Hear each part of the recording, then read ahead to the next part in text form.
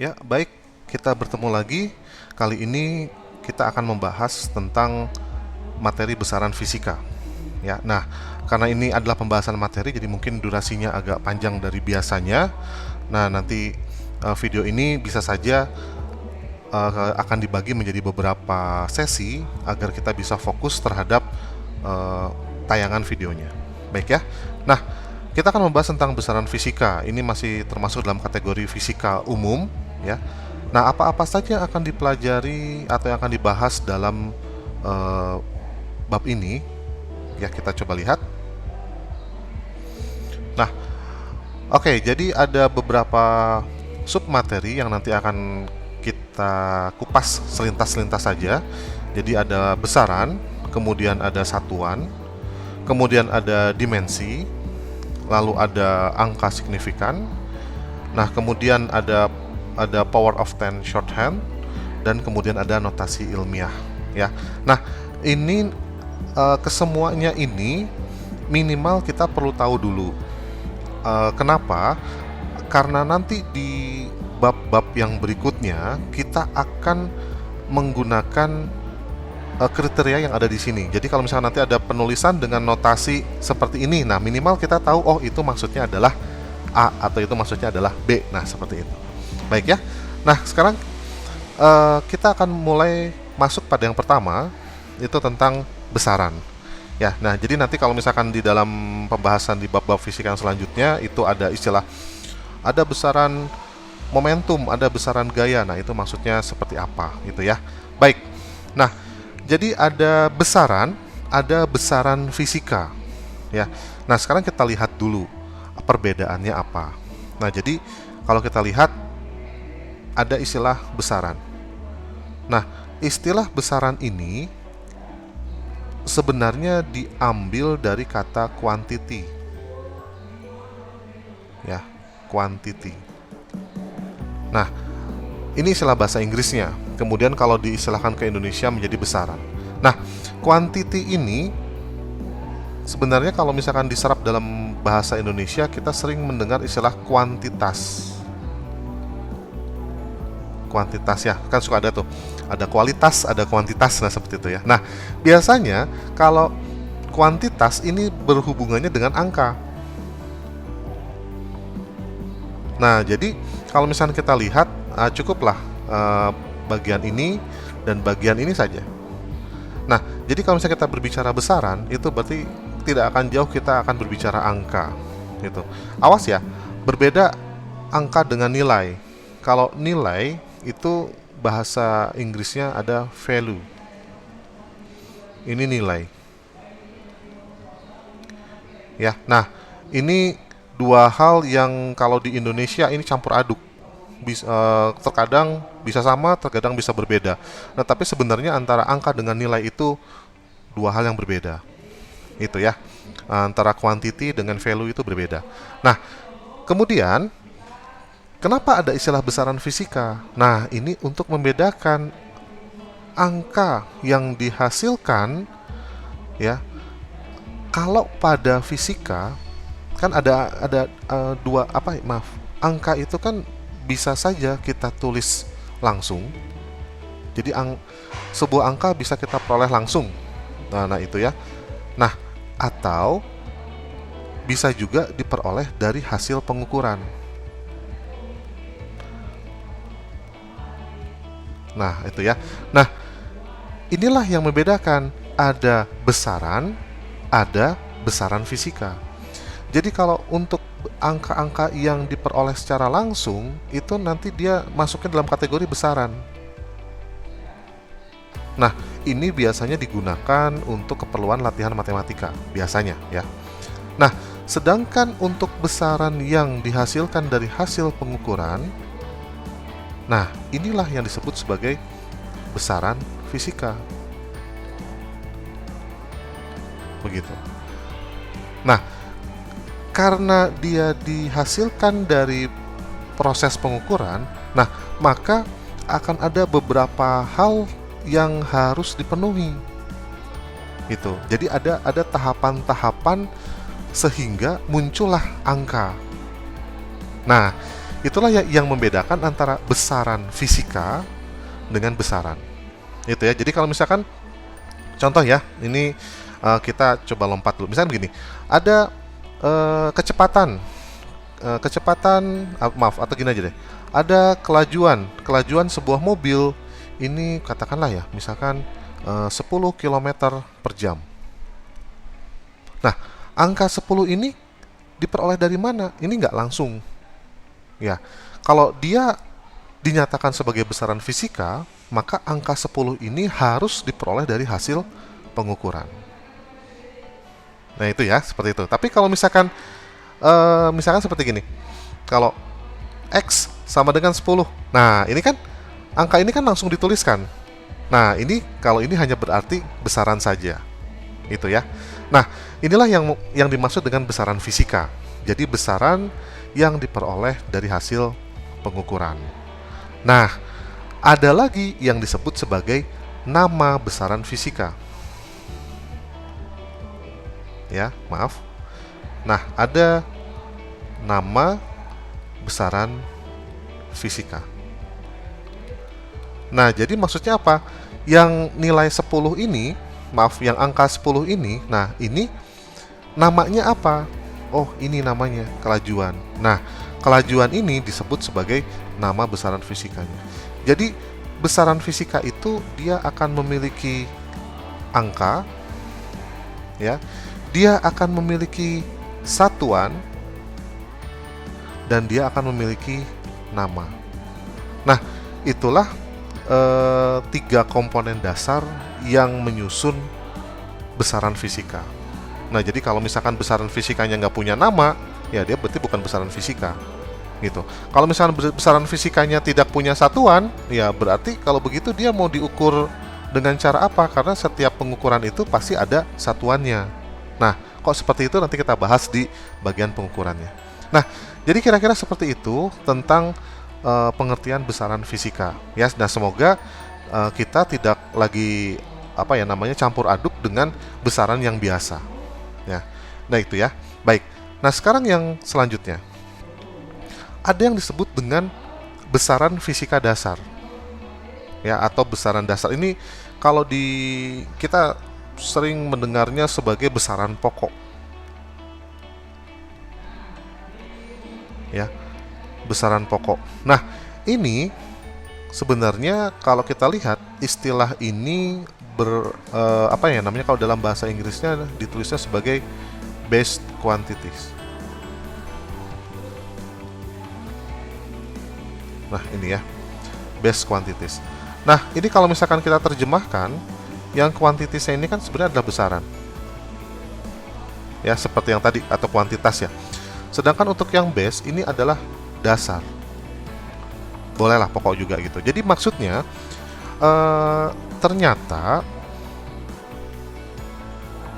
besaran-besaran fisika yang dibahas ya itu bisa diuraikan menjadi besaran-besaran yang lain. Jadi misalkan contoh, kalau misalkan ya ada kecepatan. Nah, kecepatan ini kan satuannya m/s. Nah, artinya berarti dia disusun dari ada komponen besaran yang satuannya m dan ada komponen yang satuannya s. Gitu ya. Nah, terus kemudian ada lagi misalkan gaya. Ini rumusnya F sama dengan MK dikali A. Nah, dia akan memiliki satuan kilogram M S pangkat min 2. Nah, ternyata untuk besaran gaya juga ini disusun atau diuraikan dari ada kilogramnya, ada ada meternya dan ada detiknya. Kilogram, ada meter dan ada detik. Nah, sekarang kalau misalkan ada lagi energi. Misalkan ini kita ambil yang paling gampang lah ya, itu dari rumus usaha ya, W sama dengan F dikali S. Ini berarti nanti satuannya kilogram M kuadrat dikali S pangkat min 2. Nah, ternyata ini juga nanti disusun dari kilogram, M, meter, dan S detik. Nah, sekarang kita coba lihat besaran apa yang satuannya kilogram. Misalkan ini kita sebutlah nama besarannya massa. Besaran apa yang satuannya meter? Nah, misalkan kita sebutlah ini panjang. Besaran apa yang satuannya detik? Nah, ini misalkan waktu. Nah, di besaran-besaran fisika yang lain juga ternyata muncul lagi. Ada massa juga, ada waktu juga. Nah, untuk di gaya juga muncul lagi ini. Ada massa, ada panjang, ada waktu. Nah, jadi besaran-besaran yang menyusun besaran fisika ini disebut sebagai besaran dasar atau besaran pokok, gitu ya. Nah, sampai sejauh ini yang diketahui itu ada 7 besaran pokok. Ya, ada apa saja besaran pokoknya? Nah, ada massa, ya, ada panjang, dan ada waktu. Nah, itu ya, massa, panjang, waktu. Itu kalau kita berbicara fisika mekanika, biasanya semua besaran fisika yang terlibat di dalam bab tersebut nanti ketika diuraikan itu akan memiliki komponen besaran massa, panjang, dan waktu. Nah, itu biasanya. Nah, terus kemudian ada lagi suhu. Ya, kemudian ada lagi intensitas cahaya. Ya, intensitas cahaya. Kemudian ada lagi kuat arus listrik. Ya, ada 1, 2, 3, 4, 5, 6, dan yang terakhir nanti ada jumlah zat. Itu ya. Nah, jadi ada 7 besaran pokok ya atau besaran dasar ini yang dipercaya mereka itu adalah besaran-besaran yang akan menyusun besaran yang lainnya. Itu ya. Nah, kemudian apakah besaran-besaran ini tidak disusun dari besaran yang lain? Nah, untuk sementara ini sampai dengan tahun sekarang ini dipercaya sebagai besaran yang paling dasar. Gitu ya, besaran yang paling dasar. Gitu ya, ada 7 semuanya. Nah, mungkin untuk sampai di kelas 10 semester 1 kita hanya akan berbicara massa, panjang, dan waktu saja. Gitu ya. Nah, nanti di semester berikutnya baru nanti ini akan muncul satu-satu. Gitu. Baik ya. Nah, jadi inilah yang dimaksud dengan besaran dasar atau besaran fisika dasar. Ya, jadi adalah besaran-besaran yang akan menyusun besaran fisika lainnya. Itu ya. Nah, ada massa, ada panjang, ada waktu. Kita akan konsentrasi dulu kepada 3 itu saja dulu ya. Nah, kemudian ada lagi besaran fisika turunan. Nah, ini kenapa disebut sebagai besaran fisika turunan? Ini karena awalnya diperoleh dari turunan besaran-besaran dasar tadi. Contoh, misalkan kita akan berbicara tentang kecepatan. Lambangnya V. Nah, kecepatan itu diperoleh dari perpindahan. Perpindahan itu kan berarti kan selisih antara posisi akhir dengan posisi awal, ditarik garis lurus ya. Nah, ini misalkan kita ambillah lambangnya D dibagi dengan selang waktu. Ya. Nah, baik D maupun T ini adalah besaran dasar.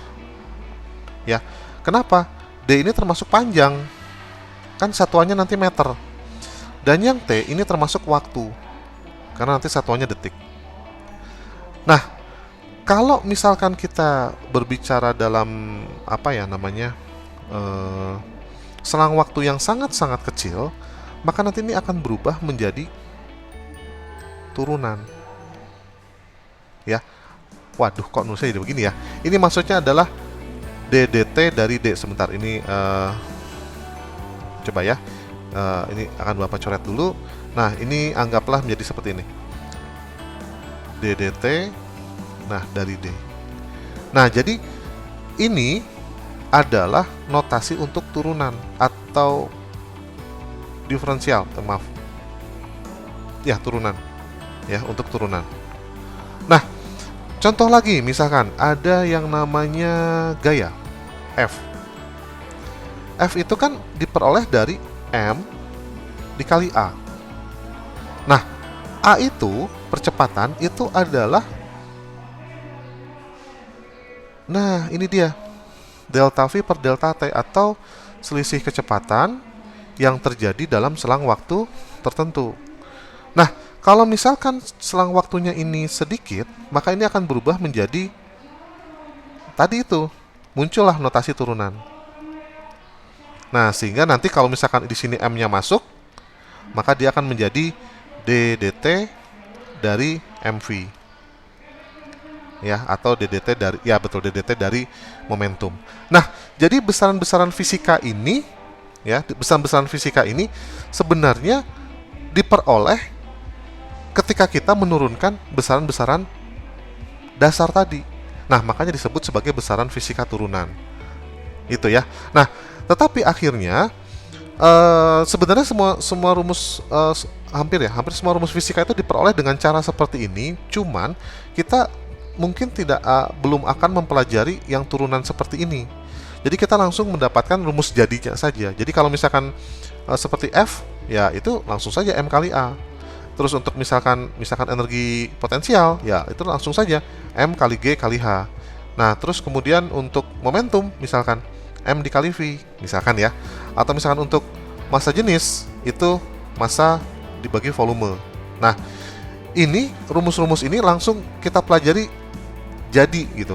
Nah, sebenarnya mungkin ada proses seperti turunannya seperti ini gitu ya. Nah, sehingga besaran-besaran inilah nanti yang disebut sebagai besaran turunan.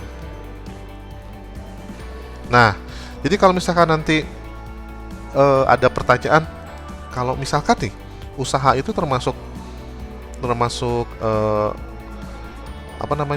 besaran pokok atau besaran turunan. Nah, kita fokusnya yang 7 tadi saja. Besaran pokok itu hanya ada 7 macam. Kalau misalkan ada besaran fisika yang di luar 7 tadi, maka dia masuknya sebagai besaran fisika turunan. Gitu ya. Ini masih banyak. Ada mungkin nanti tekanan P besar ya, sama dengan F per A. Nanti mungkin ada lagi rumus energi kinetik. Itu setengah mv kuadrat. Atau misalkan nanti ada lagi rumus-rumus yang lain. Nah, itu sudah masuk besaran fisika turunan. Nah, bagaimana proses penurunannya? Maksudnya bagaimana prosesnya agar seperti ini tetap menjadi seperti ini? Nah, nanti itu silahkan kalian bisa mencari tahu sendiri seperti apa langkah-langkahnya, gitu ya. Nah, terus kemudian selain ada besaran dasar dan besaran turunan, nah ada juga berdasarkan arti nilainya atau arti angkanya. Nah, besaran fisika dibagi menjadi 2. Ada besaran fisika skalar dan ada besaran fisika vektor. Nah, kalau untuk besaran fisika skalar itu nilai arti dari angkanya tersebut hanya sebagai kuantitas. Jadi misalkan seperti contoh ya, massa benda 10 kg atau misalkan massa benda 20 kg. Nah, angka 10 dan angka 20 ini dia hanya memiliki arti kuantitas, tidak lebih dari itu. Jadi dia hanya menunjukkan besarnya saja gitu. Tapi ada lagi yang disebut dengan besaran fisika vektor. Kalau besaran fisika vektor, angka yang ditunjukkannya itu tidak hanya memiliki arti besar saja, tapi juga memiliki arti arah. Contoh misalkan ya, V. Kecepatan sebuah benda itu 20 km per jam.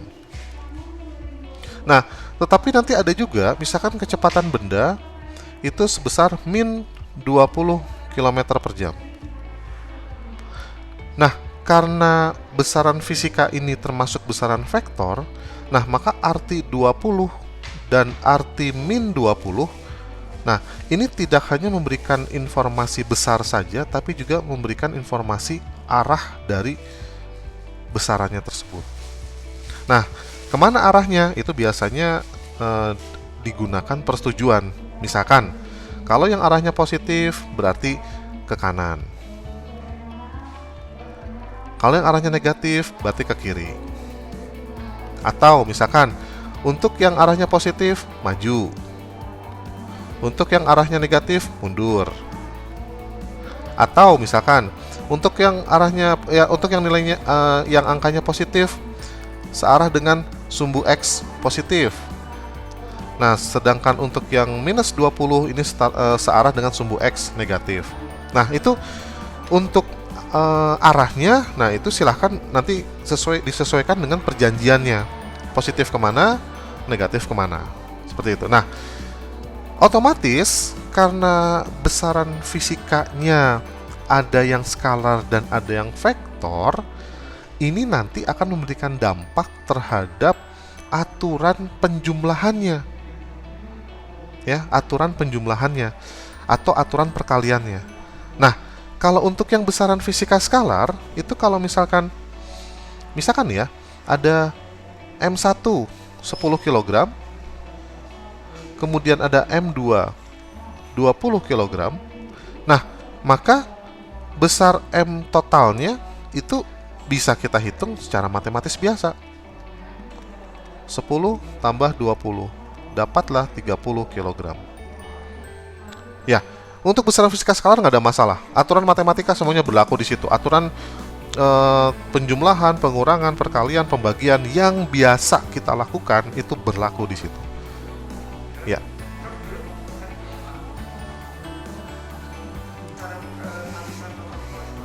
Ya, nah, oke, sekarang bagaimana dengan besaran fisika untuk yang vektor? Nah, itu penjumlahan dan pengurangannya itu prosesnya belum tentu sama dengan yang besaran fisika skalar, gitu ya. Nah, baik, kita coba contohnya. Oke ya, nah baik. Misalkan seperti ini.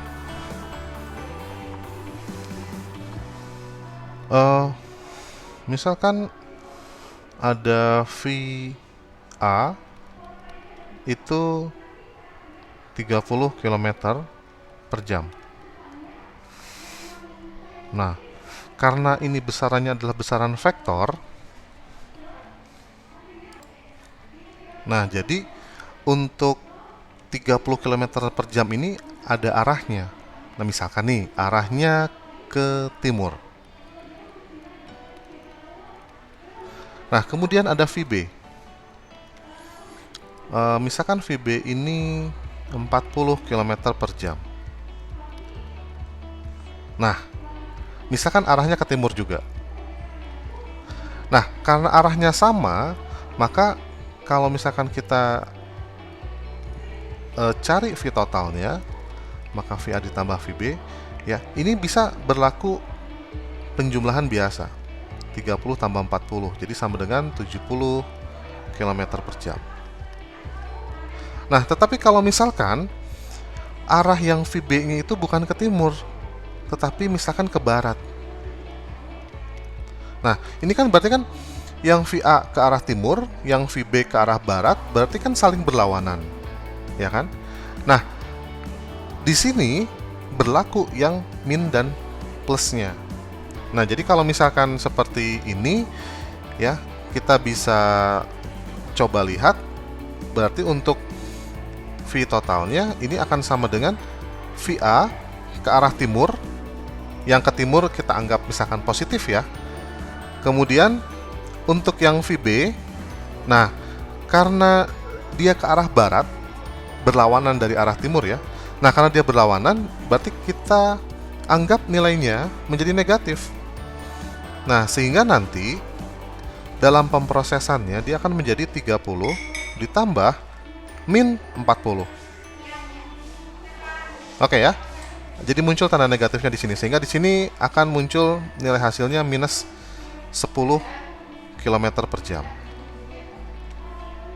Ya, tuh. Jadi sekarang VA tambah VB itu hasilnya tidak selalu 70 km per jam, tapi bisa juga minus 10 km per jam. Kenapa? Karena ada arahnya, dan arahnya itulah yang bisa menentukan kemana proses perhitungannya. Ya, jadi berbeda dengan skalar. Kalau besaran fisika skalar, ya dia tegas, langsung hasilnya akan selalu seperti itu. Gitu. Nah, ada juga kasus, misalkan seperti ini. VA-nya masih 30 km per jam ke timur. Ya, tetapi untuk VB-nya 40 km per jam, tapi dia ke arah utara. Nah, jadi kalau misalkan dalam gambar, dia nanti hasilnya akan seperti ini. VA-nya ke arah timur, VB-nya ke arah utara. Berarti kalau begitu VA tambah VB-nya berapa? Nah, ini berarti nanti akan diproses dengan menggunakan penjumlahan vektor. Nah, nanti untuk penjumlahan secara vektor ini bagaimana, nanti akan diulas lagi di subbab tentang penjumlahan vektor. Ya, jadi tidak digabungkan di sini.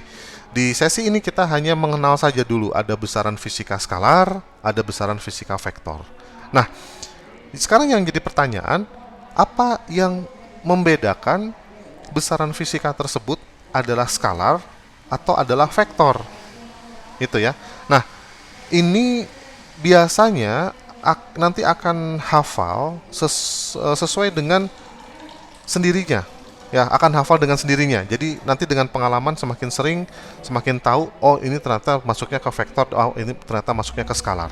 Nah, tetapi kalau dari lambang, dari penulisan simbol besaran fisikanya, ini kita bisa lihat perbedaannya adalah kalau untuk yang skalar, nah dia dituliskannya hanya hurufnya saja. Misalkan contoh untuk massa M, untuk waktu T, misalkan ya. Kemudian untuk suhu ya, suhu juga sama T. Nah, ini dia hanya simbol hurufnya saja. Tetapi untuk besaran vektor, nah ini biasanya di atasnya itu ada tanda panah. Nah, seperti ini. Ya, ini ditambahkan semua tanda panahnya. Jadi kalau misalkan ditambahkannya tadi kan takutnya malah bikin bingung ya, jadi sekarang tambahkannya ya. Nah, jadi ada tanda panahnya. Nah, sehingga di sini terkadang kita suka menemukan ada besaran fisika dengan simbol V dan ada besaran fisika dengan simbol V tapi ada tanda panah di atasnya.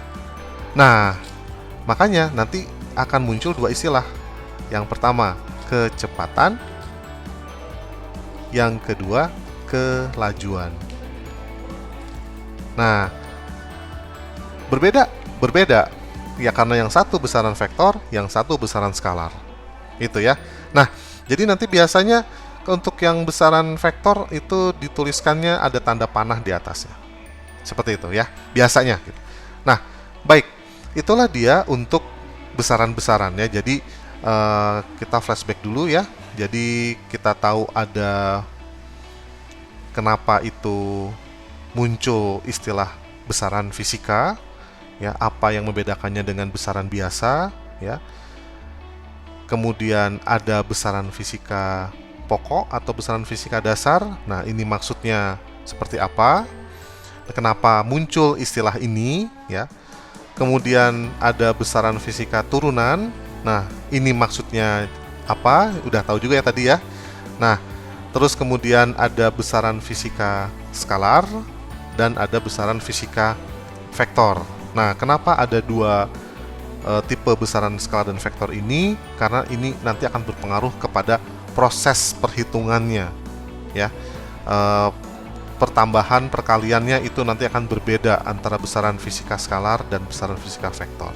Nah, inilah dia sedikit materi tentang besaran fisika, ya. Nah, kita akan selesaikan di sini.